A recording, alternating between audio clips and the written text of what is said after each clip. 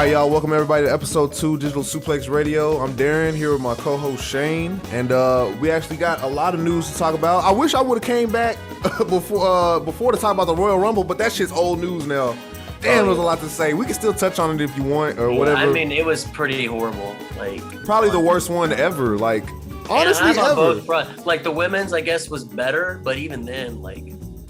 Not by much. I mean, it was still pretty bad. The thing that the Royal Rumble needs every year is surprises and that little bit of suspense, like, oh, what's about to happen? It just didn't have it this year. First of all, they leaked all the competitors. They were mostly tag teams. There were so many fuck ups too. Lots of mess ups, lots of missed spots, bro. My heart still aches to this day for Kofi, bro. Like. That's how you knew that shit was cursed. When Kofi didn't get it, you're like, oh no, that's just bad vibes. That was tough. That was tough for me as a huge Kofi fan, as a fan of that spot. Like, man, dude, but that was heartbreaking. And after that, it was just downhill. I would say it was downhill from there, but they were already rolling down the hill by the time Kofi came out. But it is what it is. Oh yeah. But yeah, disappointing kind of Royal Rumble. Brock Lesnar won. Yada yada yada. And like Shane McMahon like came out when Randy Orton was supposed to come out because his music hit and Randy Orton was like, I'm not fucking coming out. Here comes the money. And so Shane McMahon goes out there and just like books himself to just be just a monster. I think he requested to outstrike Matt Riddle. So he was like, hey, if I'm in this thing, I need to outstrike Matt Riddle. And he wanted to book himself real strong. Right? He won that Best in the World tournament back in Saudi Arabia. I'm sorry, yeah, this is the greatest wrestler in the world, Shane McMahon. My bad. He's the best in the world, man. I gotta put some respect on his name. That's right. And then he gets fired for right after that by his dad. Man. Yeah. That's cold, but that's where we are right now. Just a little recap because I did want to talk about the Royal Rumble a little bit last time, but since then so much has happened. We're gonna talk about. Black on Four Sides. I know you went to the local show in Dallas, Texas, of course. We're going to talk about Keith Lee and AEW. I know I didn't give you like a little manuscript, but come on. We got to talk about Keith Lee and AEW. Limitless. And, of course, the breaking news today that came out. Cody Rhodes and Brandy Rhodes have left AEW. The thing that they have sworn to create, they have left. Yeah, that situation. So I was at work, scrolling down my feed, and I saw that at first. Whenever you see like the little AEW and like the little text, I'm like, oh shit, what's going on? Because on kind of like a serious note, like that's the same thing that happened when Brody died. I was like, golly, what happened? So I read the little fine print or whatever, and they said Cody Rhodes is no longer with us. We went our separate ways. So I'm like, okay, here's the thing. Let me get my little spiel first. I'm gonna get my little taste on this. Damn, I blanked out. Well, we all knew that Cody Rhodes, his heart wasn't in wrestling no more. He kind of wanted to be a actor. He wanted to, he was on the Go Home Big Show. Well, it's the Big Show, whatever it was called, that one show on TBS that nobody watches, trying to be fake ass America's Got Talent. Once he started doing that, I kind of figured like, oh, okay, this and with the reality show, okay, this is what he wants to do. He kind of wants to be more than just a wrestler. He kind of wants to go down the road of The Rock, John Cena, et cetera, et cetera. So you get fans that kind of had the same thing as the Goldberg effect from WrestleMania 20. Like, you knew he was leaving. You know their heart's not in it no more, so why would we invest in you? It's a little bit, it makes you seem disingenuous to the product. You know what I'm saying? And you've already peeling back the curtain so many times on, your reality show and everything. I felt like the whole free agency thing was just to get people talking about him. And he was trying to reach a deal. He was trying to get a lot of money. And I guess they didn't reach that deal. And boom, they cut him loose. So I guess the heart of AEW is pretty much gone. What do you think? Yeah, no, that's a take. Yeah, and that's true. And I also like think though, like, because we're like in a new era of AEW. Like with like once I think Bryan Danielson, Adam Cole, like those guys started getting signed. Like you could see the shift in like where AEW was going, and I think. I think Cody was like an integral part of the foundation of it. And maybe it feels like he doesn't have a place there at this point. And honest, this whole thing is so like fucking weird, especially with just the weird storylines Cody's been in the last few months. Like nothing's made sense. He gets the TNT title, leaves, and then there's an interim champion, and then like I don't know, and then out of nowhere he's gone. And yeah, I think, yeah, the heart of AEW, I don't know, because I'm not like a huge Cody fan, but I get what he meant and like what he is to that company. Um, I do think though they're in a totally new era where maybe they don't need Cody anymore. You know, maybe they're going somewhere different, and especially now with like the younger guys they got, like, you know, Lee Moriarty, Daniel Garcia, like, you know, I think Tony Khan's real big on them, you know, getting the Bryan Danielson push with them. So like, I think Cody's kind of been phased out in a lot of ways. And then again, I don't know the full story, obviously. Maybe it's all a fucking work. Maybe we're all getting worked. Who knows? I was gonna ask you that. I was like, bro, is this all bullshit, bro? This is gonna be bullshit. Watch this. That's the thing about wrestling, man. It's like, it's so like those lines of truth and like in fiction they're so blurred that like you never know, like anything could be a work at any given point. Like, so I don't fucking know. If they pull this off to be a work, this would be the greatest work. I'm saying that with, but like this would be one of the best works in a while, because like it's catching everybody off guard. But Sean Ross Sapp reported like I forgot what he's for Fightful or some shit. Yeah, Fightful. That he gotta get his Patreon to get that shit though. Hell yeah. I had to get this news from like third party sources. But anyway, Cody Rhodes said Cody Rhodes was in talks with WWE. But why the fuck would Cody Rhodes go back to WWE after treating your father's name like shit? Treating you like shit in the mid card. Stardust, man. Stardust. You had to deal with Stardust. That shit. Yeah. So I don't know. So I'm gonna back up to what you were saying. I think Cody booked himself into a corner with the MJF storyline. Once he was like, "Yeah, I'm not gonna challenge for the world title no more if you beat me." Well, that's cute and shit. Like you honored it, but like you just put a ceiling over yourself. And I say Cody's the heart and soul of AEW just for the simple fact that he had so much hatred towards WWE and what they did to him. And everybody's seen the sledgehammer to the chair, to the throne. That shit was cute. That shit was kind of corny. He hates WWE, and he wanted to say, everybody's been in a situation where they're like, you know what, I'm gonna do it better. This was his doing it better, and now he left it. Now, what you were saying with like, well, they have bigger players now and a better roster. Yeah, because this is the age of AEW where they're legit, in my opinion, a legit contender. They weren't doing shit with Joey Janela. They weren't going to do shit with Kip Sabian. All that, like, the best friends on the show every week. Like, they weren't going to do nothing with that. But now that they actually have competent, big names, you got like you said, Lee Moriarty and all them. Yeah. Now it's like, what are the stories too they have? Like, those storylines write themselves at this exactly. point. And you can find something for everybody to do but Cody, because Cody got this weird thing to where, like, I heard it's this term called Cody Island, and somebody goes to Cody Island. You heard that? Yeah. Somebody go to Cody Island. They have a program away from everybody else. No titles, nothing. And it doesn't make sense. Like, there's no stakes. Like, he's trying to like force like a reason to want to fight these people. And like anytime, like it was like the joke was like anytime they get a big signing, like Cody would like insert himself as their first feud for some reason that made no sense. Like the whole thing with Malachi Black with like the way it was like teasing, like, oh, is he leaving? Like he left his boots or whatever the fuck in the ring. Yeah, he's just doing too much. He just does too much. Going back, remember a feud with Brody, and like Brody beat him. Okay, that's cool. Cody leave to film the Go Big Show. Cody leave, then he come back with like black hair. Oh shit, Cody. Oh shit, it's a new Cody. He win, and then the next week he's just back to regular Cody. Yeah, he's just so extra. Yeah. Like he's an extra ass dude, bro. So.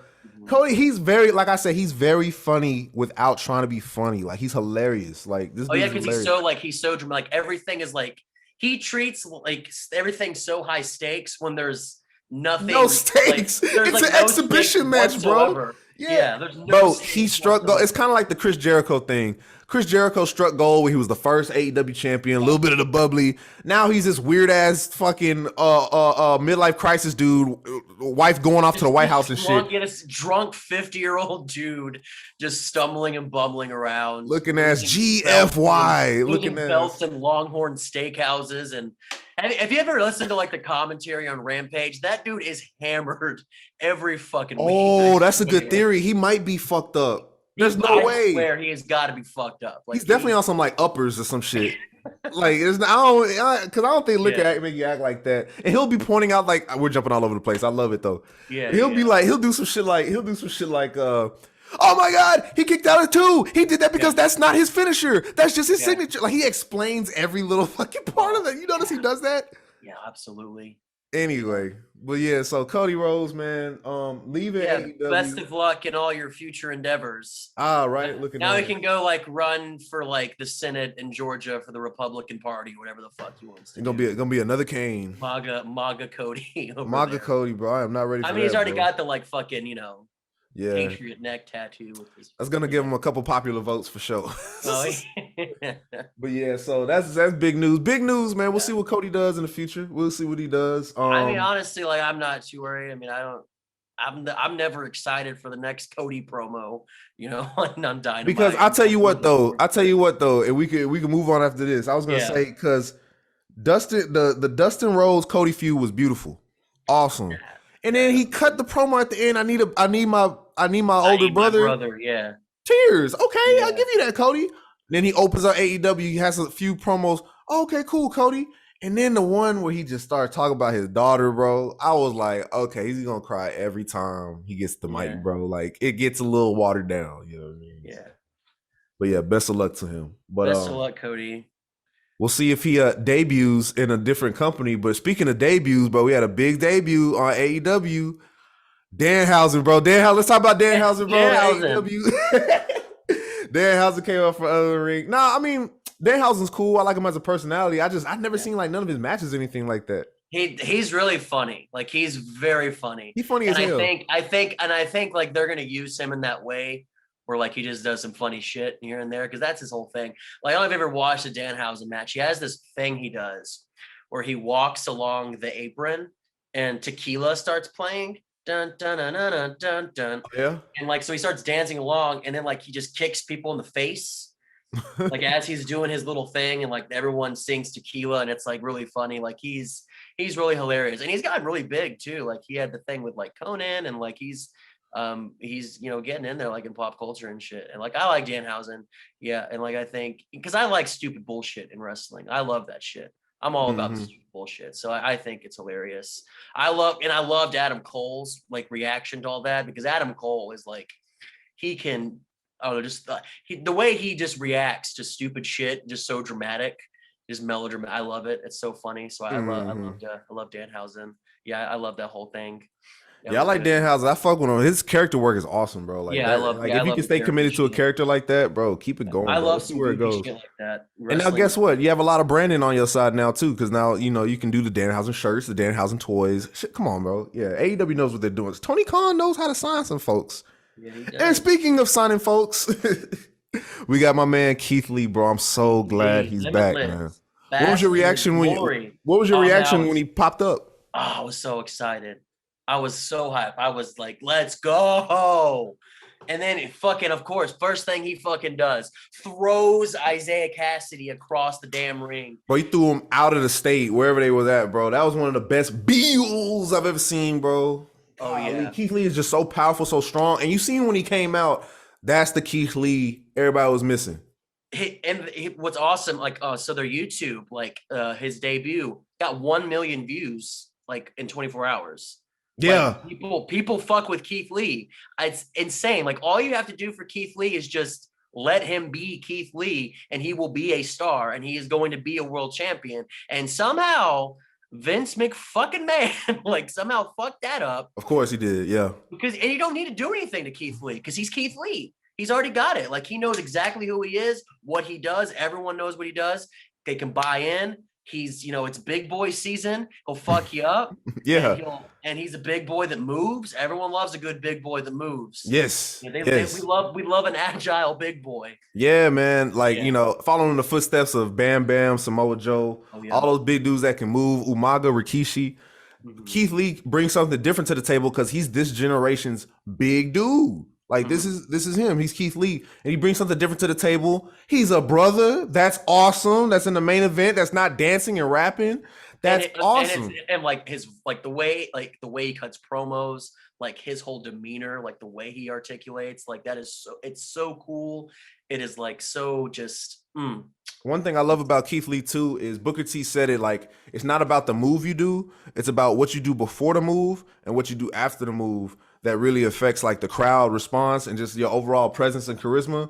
Every Mhm. time Keith Lee does his little shoulder roll, does a move, wipes the chin, Does he's that just so grin, cool. like The little his grin. whole like thing with the I don't remember the exact the Oh movement. yeah, with the Yeah, pose, the thumb up yeah. or Like, did whatever. you see that when he did the pose and then there was a sign behind him that had the pose silhouette and it was like perfect? It's just that he commands presence. That's something Oh they yeah. taught us in marching band. Like, however whenever you even stand still, stand with presence. And he has Oh yeah. presence. He has the whole total package. And I think if they need to push him to the main event scene soon. I know Yeah, everybody because got like, a and he's already in the Revolution ladder match, and awesome. that's gonna. And I think last year, like, I don't know if it's for any championship or if it's like the TNT or like AEW title. Oh yeah, Because I I know think it's like like AEW number one contender. Maybe I'm not sure. It's too many yeah, I'm rules. trying to remember because I know Scorpio Sky won it last year, right? The brass ring. He grabbed the brass ring, Yeah, bro. and then I think like he had a shot at the TNT title. I don't know like what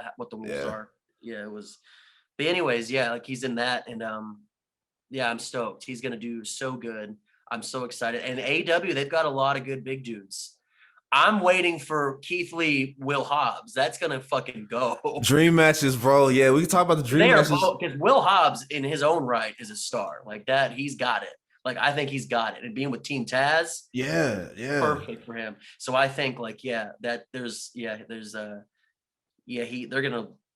gonna want they're gonna shoot Keith Lee to the moon, and I can't wait because it's gonna be exciting. It's gonna be For so good. sure, man. And I know he's wrestled locally at VIP in Dallas, Yeah, whatever, yeah, he like was a that. VIP champion back in the day. Yeah, he was, and just like I'm excited for Keith Lee because they did him dirty in WWE. I just want to talk about that real quick. How dirty they did him in WWE, bro. This is the section of the video called "How Dirty They Did Keith Lee," Yeah. because first of all, you get there in NXT. I guess NXT, he was there during the Triple H reign a little bit, and so Triple But H even kind of then, man, like they didn't like it took a while for them to really use Keith Lee in NXT. Like it was like a strange road for him. I feel like it didn't like it didn't he didn't like come out in full force like they did with like Adam Cole when he signed. Like it was kind of like it took a while for him to get a takeover match. Like he was kind of sparsely on NXT TV, and it was right. kind of weird. Like where's Keith Lee? Because I saw him an NXT house show here in Dallas at Okay. Southside Ballroom, and he was in the main event with Adam Cole. They had a banger match. It was so good, and like he cut this promo talking about like how he's been here for maybe a year at this point, and he still hadn't gotten that like big moment, like in that big run in NXT. So even then, like he was already off to a rocky start, even though he did get NXT title and North American title. Like obviously, like he became the big name in NXT, but I felt like it took a while even then. Yeah. You know? But he came into his own in NXT, finally becoming the first double champion and everything. That was awesome. That was all fine and great. dandy. That was And then he great. moves over to Raw. I forgot. No, I think it was like the Royal Rumble or something like that. He stood up to Brock Lesnar. They were still doing. Yeah, when Brock was like doing like, oh, it's a big boy, and like he was like his face was like lit up, and like he was holding his own against Brock, and that was a good showdown. Yeah. Yep, dream match that'll never happen. Never No happened. more. Thanks to No. Vince.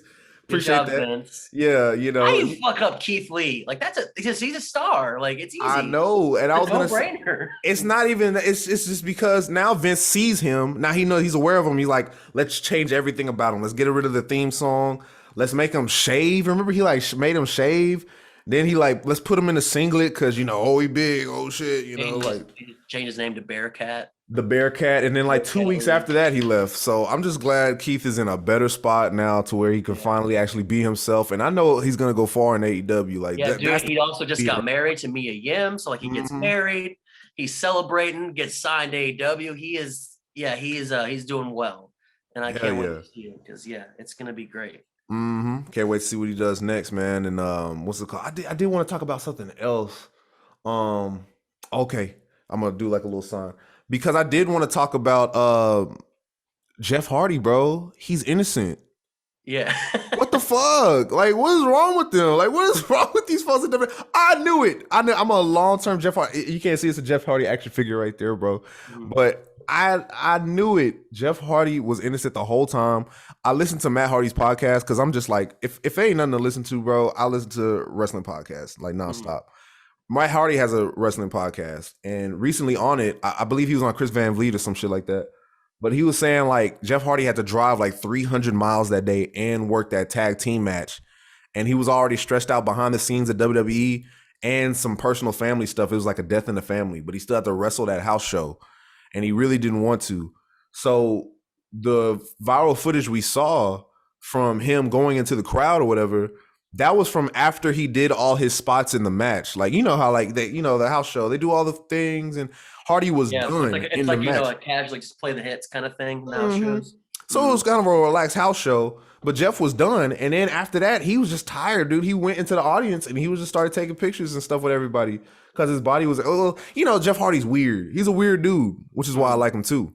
So Matt Hardy said that too. He's like, that's just Jeff Hardy. He's crazy. He's erratic like that. They call it erratic enigma, man. You know? Yeah, bro. He's an enigma. So went in the crowd and whatever like that, and they thought it was like, oh yeah, this nigga high. So they were like, okay, make him get tested, make him get tested, and all the tests came back negative. And then it's like you released this dude for no reason and made it seem like he relapsed when that's a huge part of his life that he overcame.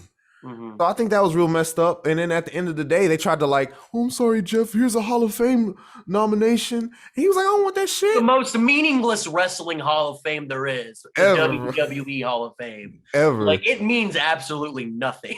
Yeah. There's no value in the WWE Hall of Fame.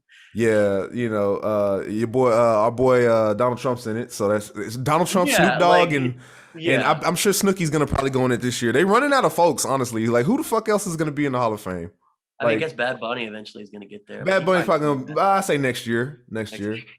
I think Undertaker might be the headliner this year since he's like retired and everything. Oh yeah, he's still not in the Hall of Fame, is he? Yeah, that's crazy. They're holding on to him. Is The Rock in the Hall of Fame? Rock's in the Hall of Fame?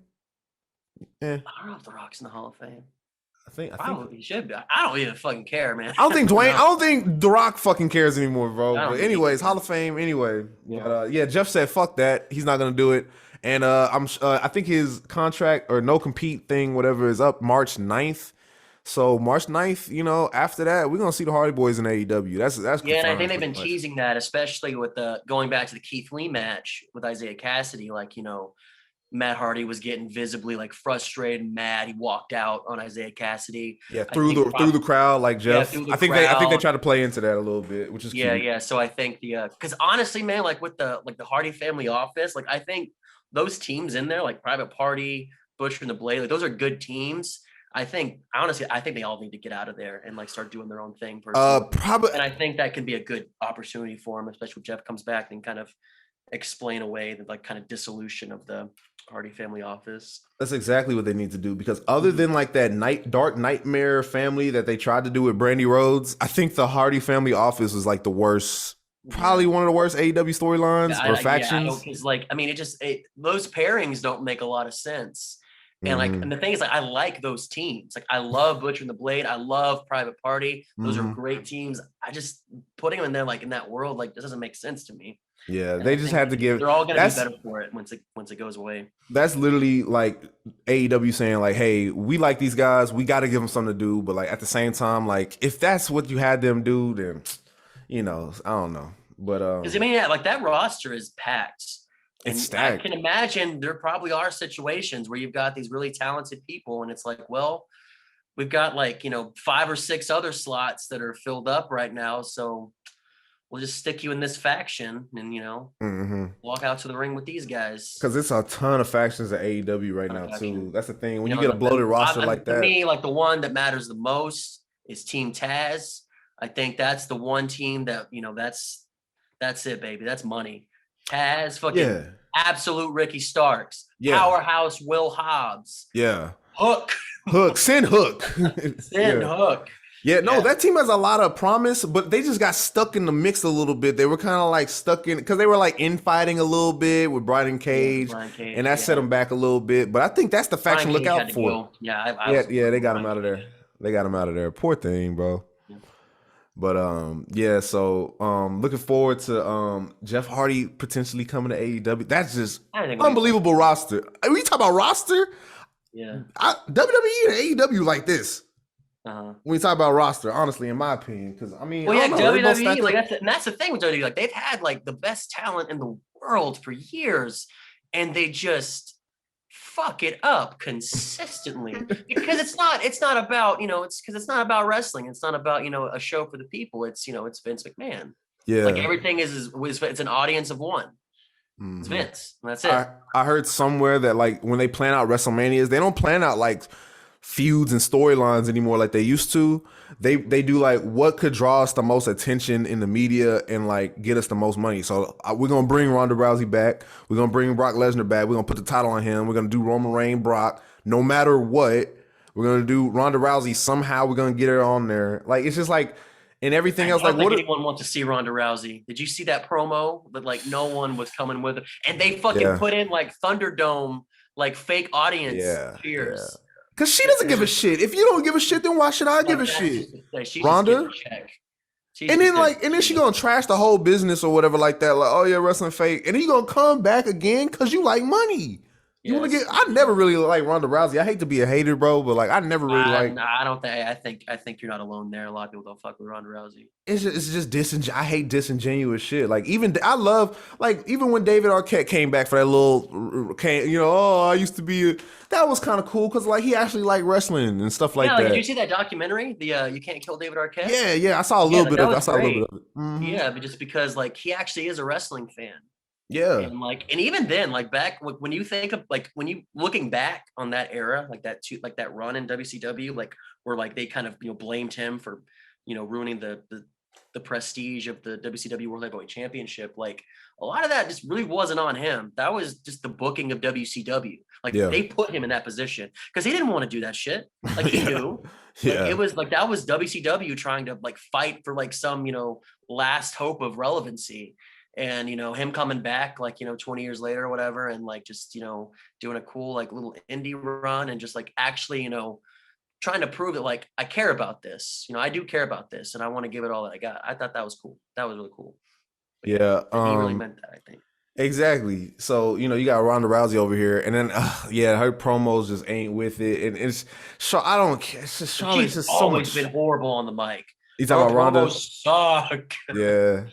Yeah, she sucks. I remember she went up to Tamina, or she was talking about Tamina, and she was like, "You're gonna send out that monolithic? You're gonna send out that monolithic mute who talks like that, bro?" Oh man, oh no, that's gross. Oh, ugh. Yeah, I didn't hear about that, but that's all. Yeah. They give her lines to feed. They feed her lines, and they never work. Ronda, I don't know. Yeah, she like reads the script, and even the script reading is awful. Mm-hmm. Yeah. But that's Vince McMahon. Such good shit, Speaking of good shit, did you hear about? Speaking of WrestleMania, did you hear about they trying to get Stone Cold Steve Austin to come back for one more match? I heard about this. Yeah, against Kevin Owens. Oh, is that how they're going to do it? Yeah, the whole stunner thing. Yeah, because Kevin Owens on Raw, I've been listening to podcasts, and they apparently Kevin Owens on Raw is always talking about how he hates Texas. He hates Texas. He hates Texas.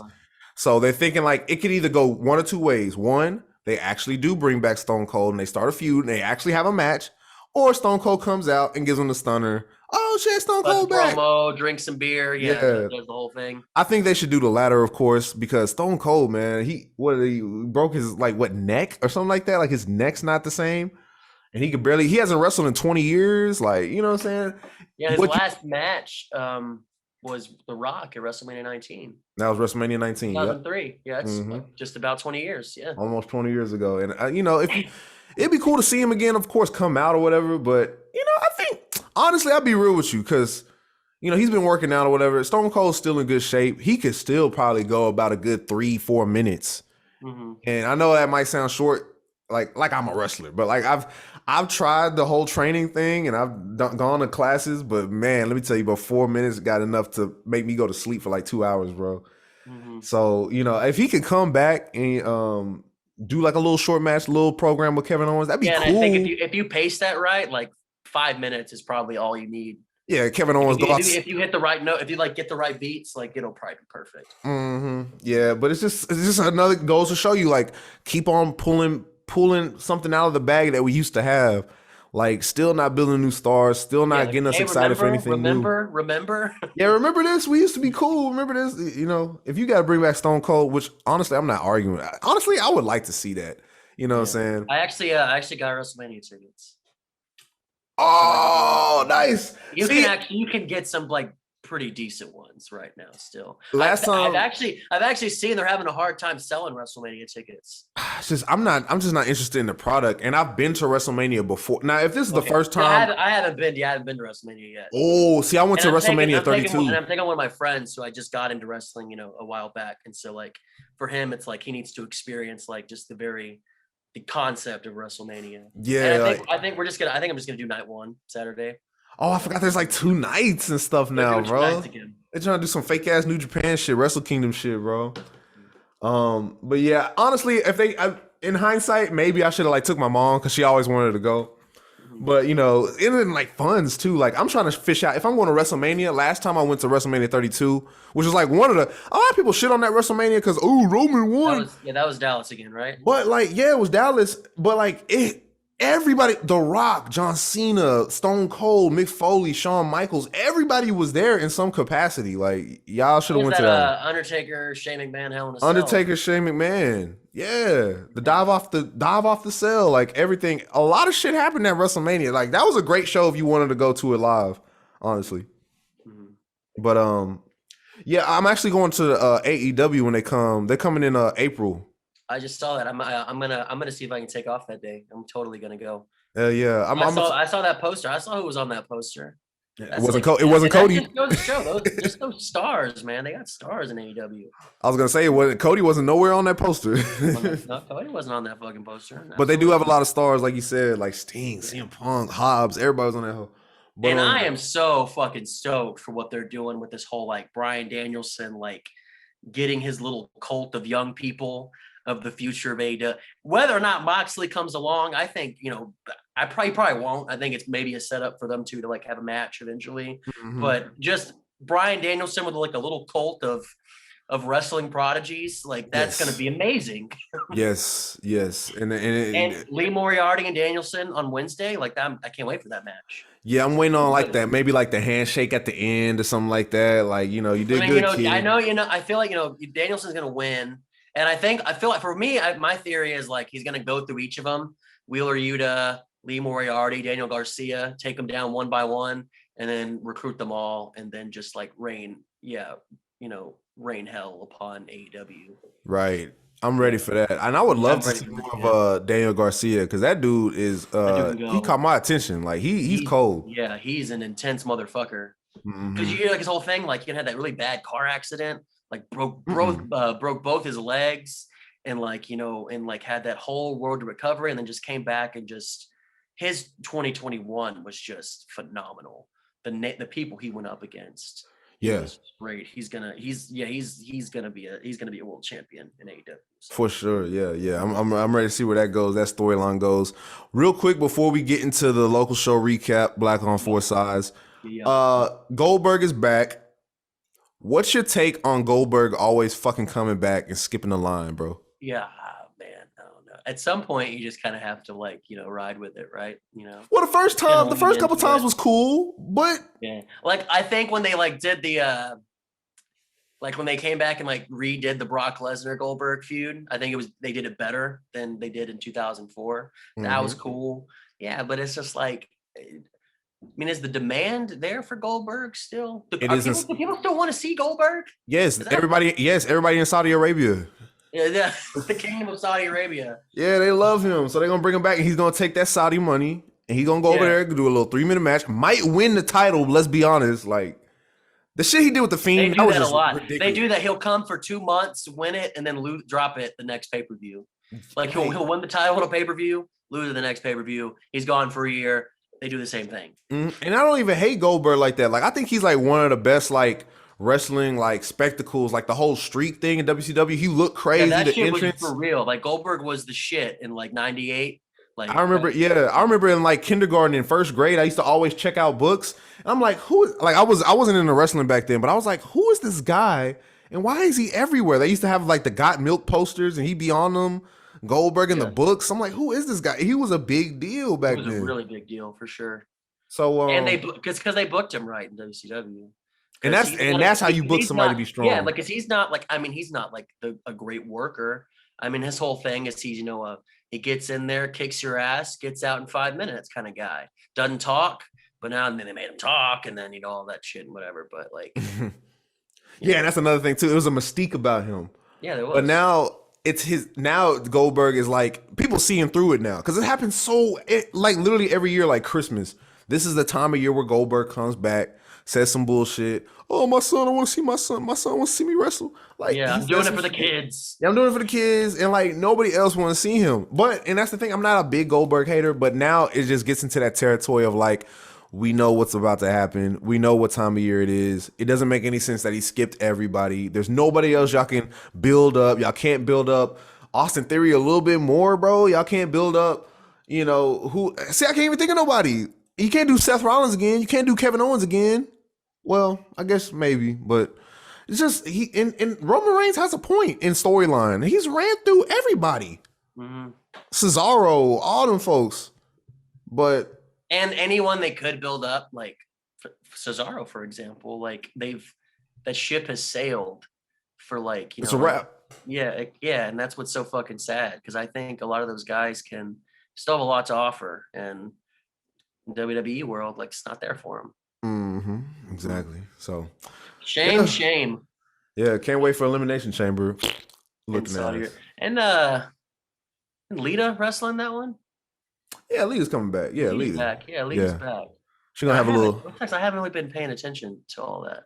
I just see that she's back, but Lita. I don't watch WWE, so I'm not. Mm-hmm. I keep up with like the news only, so I still know, and I follow like a bunch of wrestling pages on Instagram. So I like they post screenshots as the show's happening. I haven't sat down and watched, just a match like a full show in like since I was like a kid. Fucking 3 goddamn hours. I don't know why. 3 hours. And then I don't got cable. I'm just like really the most unwatchable TV. Nothing about it is engaging. You have to force yourself. Yeah. I remember when TNA Impact, they had Impact in 2006. That shit was like 1 hour long, and they would cram everything in there. It'd just be so action packed. Low key, that's 1 hour wrestling shows. That's where it's at. That's one of the most. You need 1 hour TV. 2.5 to 3 hour pay-per-views. That NXT takeover era with Triple H, like from like 2017 through 19, just these nice lean, like 5 matches, a nice 2.5 hours, like perfect. Like the energy was there. Doesn't overstay its welcome. No Everyone fluff. goes home happy. But with Vince McMahon, his whole thing is, everyone wants more. More is better. More. And it just the shows just drag on. Yeah, and it's not like there's anything good in there either. Like, if you're gonna give me 3 fucking hours, like at least put some good shit in there. Yeah, and it's just like these cringe ass backstage therapy segments with Alexa Bliss and like the 24/7 shit with like, I don't know if you caught up, but like Reggie is like in the thing with Dana Brooke and like. Oh yeah, I saw they went out to dinner or something. Yeah, and then Dana Brooke was like, I just want to be friends. And he was like, that was kind of slick how he hugged her and then got the pin. That was cool, but. It's just like the same shit. R-Truth has been trying to, in storyline, the theory is this grown ass man is dressing up in shit, trying to get this ugly ass green title that don't mean shit over like the other titles in the company. Like, why do you care so much about this ugly ass 24/7 title, bro? That don't mean nothing. And why can't you get it? It's just, it treats us like children. I guess it's for children. It is for kids, yeah. Because they're selling merch, like Vince is always trying to get, the right nickname, the right catchphrase. It wants to, get the right people to put on lunch boxes and toys. Like it's backpacks. That's all it is. It's just, it's to sell merch. Yeah. But now I guess we could talk about some good wrestling. Some good shit. Some like DIY, like local. Just fucking do it yourself type shit. Let's go. Yeah, so you're the correspondent, you know what I'm saying? Yeah. So Black on 4 sides. So I'd never been to that venue, Creators Don't Die on Malcolm X. I always see it in Instagram stories. I'm like, bro, what abandoned airplane hangar did they find? Because it looks like an airplane, like Air Force hangar. Yeah, and it's like really cool in there too. Like just the way like the setup was really cool. I will say There was not any heating in there. It was like 40 Ooh. degrees outside. The people were feeling that, but after a while, they were feeling Yeah. it was cold. It was a little hard at the end. We Yeah. had I'd to rather kind of be push cold through. than hot though, I guess. Yeah, I guess that's true. Yeah, with all Yeah. those people in there, like I guess you'd rather not have to, be sweltering all that body heat. Hmm. But no, it was great, man. Because it like doubled as like a rap show too. So they had some local rap groups like the Crown Hmm. was there. Good dudes.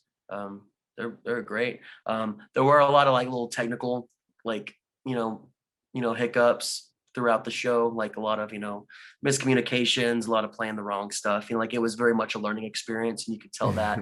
Yeah. But man, that wrestling was so great. Oh man, it was a great show. They had first match was uh Lord Adrian, one of those like Twitter guys that goes into like Yeah. malls and Yeah. like Whataburgers and does the WWE thing. Hmm. Yeah. I And like seen he was him. doing it because like he does the like all the like the basic WWE moves that everybody knows. But, like he Yeah. does them with that like just that he does them just so big and like it's so Yeah, yeah, very yeah. exaggerated. I seen him live at a Daily U show. I'm Okay. like, who the fuck? I'm like, oh, that's the dude from Instagram who be doing He Canadian goes to destroyers and like North Walmart and Park and shit. shit. Yeah. Yeah, bro, be doing this shit. I'm like, yeah, that's cool. That's cool. I Yeah, and see what he's he's doing. from Killeen, which is like 30 minutes from my hometown. So like Oh that's wow. yeah, Killeen, Texas. He fought a guy, a Houston guy by the name of Jay Davis. Not a guy I was familiar with, but really, really good. Like he's a big dude. He's like one of those big explosive kind of guys. Big. He can move. He's got those power moves. He hit the pounce, and he hit an F5. Oh my god. I'm like, all right, that guy's a star. I want to see more of him. Pulling He off knows the his big shit. spots. Yeah, he pulled out those big spots. Yeah, and it was great. And that was a great match. I think Lord Adrian got the win. Yeah, because he defended that belt. He he like hit that like Macho Man elbow drop, but he got some fucking elevation on that thing. Like he was up. He was like Dante Martin high in the Oh air with that wow. elbow Yeah, yeah. drop. Fearless. Yeah, so they had Lord Adrian J. Davis. Oh yeah, then they did Danny B from Oklahoma City. I seen her. Yeah, Yeah, yeah. she's great. Yeah, I've seen her at all DFW All Pro. I think she was their women's champion for a little bit. Awesome. So she was supposed to wrestle Brooke Valentine. Brooke Valentine couldn't make it, as that happens a lot in wrestling. So they did like an open challenge thing. And then this guy came out. Honestly, I don't know his name. I don't know who he was. They didn't even like announce his name when he came out. But his whole thing was just like, women are inferior. They're not strong. It was like very like They did that? yeah, but it was like so on the nose and cheap that it was just lazy. Women are Yeah. stupid. Yeah, it was shit like Boo. that. He was like, "Go make me a sandwich." Like he Yeah. wasn't even like creative. Like he wasn't even trying, and that's why it was like, it wasn't even like good heat. It was just like, get the fuck out, dude. You're a Oh fucking Lord. clown. Yeah. Who was this But dude? she Who was won this that cat? match, which is Okay. good. And there were some botches in there, but that happens. But it was she was really great. She's got a lot of energy, a lot of strength. She's gonna do some big things, I think, in the scene. So good for her, Danny B. Shouts out to you. Keep doing your thing. And they got to Mysterious Q. I love Mysterious Q. Love the fucking mask. I love a good mask wrestler. His Hmm. mask is awesome. He's a fucking tank. That dude is big as hell. He looks He swole. fought. Yeah, he is swole. He's big as hell. Yeah, he fought Trey Lamar, like a high flying dude. Awesome. Yeah, that was a really great match. That was a really solid match. They did some good shit. And then probably my second favorite match of the night was AJ Gray and Brian Keith. They did a tag team, which Hmm. was awesome. And they fought against Fly Def, the local guys. Yeah, I've Fly heard of Def. Fly Death before. Yeah, they've made so much progress too, because I've seen them at a few VIP shows, and you could tell like a young tag team, trying to find their rhythm, find their voice, just kind of find their pace, and kind of works for them. And I think they are doing some really good shit in the DFW area, and yeah, it's like really good. That was a really great match. Fly Def is just they're so in sync with each other, and then AJ Gray and Brian Keith are just maniacs. Those fucking Brian Keith's got those fucking kicks. He's got his hat with the poncho. He's the bounty hunter, does that thing. And there was some really good shit in that. But my favorite match we'll get into was Darius Lockhart and Calvin Tankman. Yes. Yes, that Yes. was some good shit. I seen you Because post on your Darius, story that fat ass lariat. Oh, yeah, Calvin yeah, yeah, Tankman. yeah. Oh god, Calvin Tankman's a bad motherfucker, man. He's a bad Mm-hmm. motherfucker. So like, because Darius is a smaller dude, and Darius is very like a very grounded wrestler, very technical, does a lot of submission holds. So a lot of the story was, Calvin Tankman's this big super heavyweight. How is Darius Lockhart gonna get the big man down? How is he gonna control, just all this force? And I think they told it pretty well. Wrestling can be, wrestling because it's wrestling. So sometimes you're like, could that person really win in a fight? Again, like when you think about it, especially the big dudes fighting the smaller dudes. But I think they really did some interesting stuff with it, like because Darius was really quick. He got like some good like ducks and like good counters. Was able to like get Tankman into like a lot of arm bars and like kind of weaken the arms and weaken the legs a lot and try to like bring him down. And all those fucking power moves that Tankman's got, like the fucking headbutt, the fucking lariat, like it was so good. And Darius Lockhart actually won that match. Oh wow. Yeah. Wow. Yeah, there was a lot of funny spots where like Tankman would just like punch the shit out of him, and Lockhart would just go down and like try to figure out what the fuck he has to do. It was a fantastic match. So good. They actually they filmed it. They filmed the whole show, so it should be available to watch at some point. They had a whole commentary team. They had like the cameras there and stuff. Yeah, shout out to Daily Ooze, Roman Rose of the Daily Ooze. You might have seen a smaller dude with some curly ass hair and a black shirt. Okay. Yeah. That's Roman Rose. He's the Daily Ooze. He's a big I don't know what to call him, like a big figure in the Dallas wrestling scene, local wrestling scene. Oh, really? Okay. Because he's the one who kind of coordinates all these events and he puts them together. And I know he probably had a hand in, getting these wrestlers into the show, and creators don't. Yeah, they brought big names. Like these are like big independent names in the country. And he's the same guy that throws the GCW shows that be in Dallas. It's through him. Yeah. Oh, really? And he's cool with Nick Gage and everything. Oh, that's awesome. Yeah, Yeah. shout out to those guys. And that's what I want to say too, is like there were some like, obvious hiccups like in the pacing of the show. And like, there was a lot of, there was a lot of times they had kind of to stall for time just because of some complications.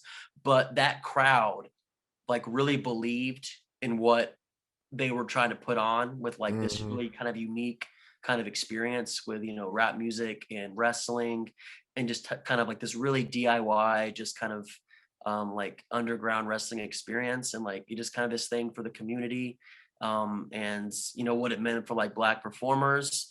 And like, the crowd there it was cold and it was miserable in a lot of ways.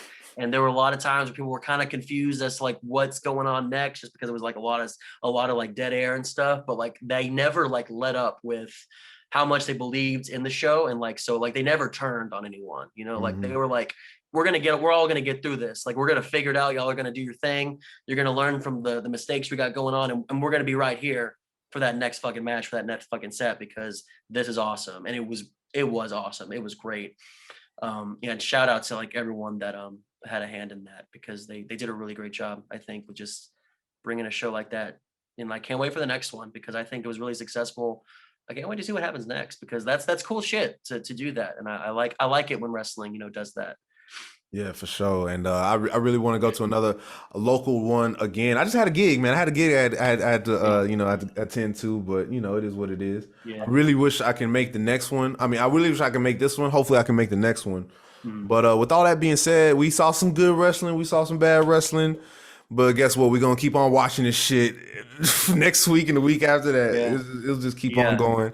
And before we move on from Black on Four Sides, the main event, Trish Adora, the Afro Punk. Yes. Janai Kai. Great match. Janai Kai is the shit. Man, she is so good. Okay. Have you ever watched a Janai Kai match? Yeah, she's got you gotta put me on. Yeah, she's got that that very much the MMA kind of thing. Like I think she's like in Brazilian Jiu-Jitsu and stuff. Like she's got like great kicks, great strikes. Sweet. And she really brought it to Trish Adora. And Trish Adora is, incredible technical wrestler. It was a submission match. Oh, okay. A local submission match. I like that. Submission match. Yeah. And so Janai Kai actually won that match, and it kind of seemed strange, like the way the finish was. Like it felt like it was a really quick match. I felt like it was only maybe 10 minutes. I feel like Okay. I'm just saying that, but like it felt fast. And it kind of looked like, I don't know, like there was something that happened. I feel like because like it was, I don't know, like the pacing was just so strange, and then like Janai Kai had her in a hold, I think, and then like Trisha Dora, gave out, and Janai Kai won. Wasn't for the Pan African World Diaspora Championship though, so Yeah. she's gonna keep that. I don't think she brought the belt with her anyway. But yeah, that was a good main event, and yeah, the crowd there was awesome, and like you could tell, there was a lot of people there that weren't necessarily wrestling fans. They were just there to have a good time, and they had a great time. And like, wrestling is really great about that.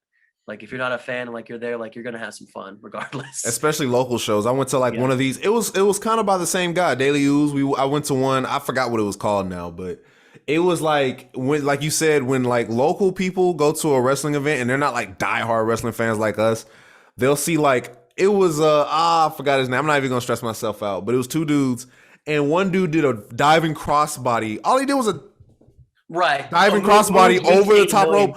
Holy Shit. Holy shit. And everybody's, because this is probably their first wrestling event in person.